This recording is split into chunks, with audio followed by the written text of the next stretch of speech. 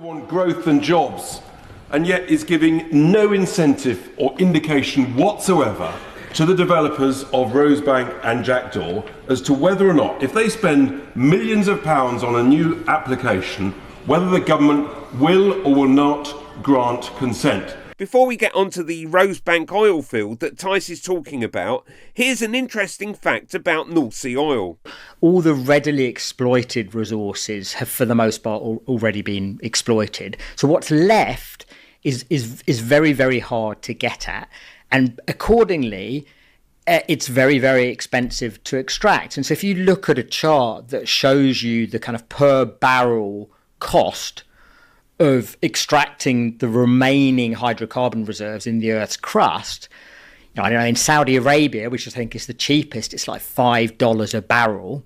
In the UK, it's like $80 a barrel, something. So there's a marginal cost to it, and so the profitability of future extraction from the North Sea is very, very, if it occurs, is relatively marginal.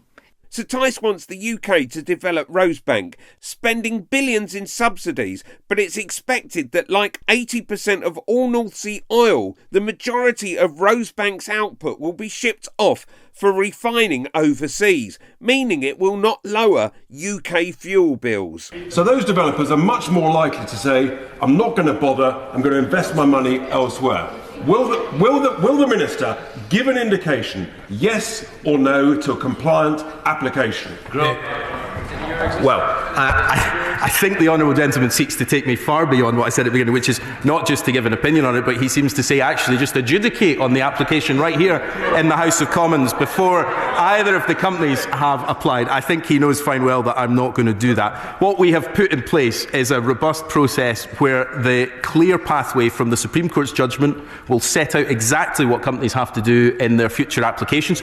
I think it's highly likely that in this case both those involved in these projects will seek to apply again.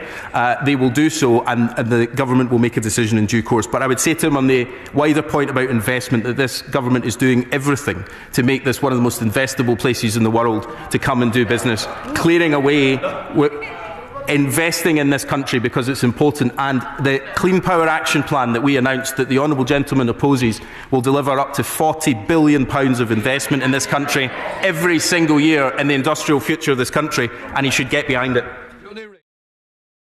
Click here for how to spot an idiot.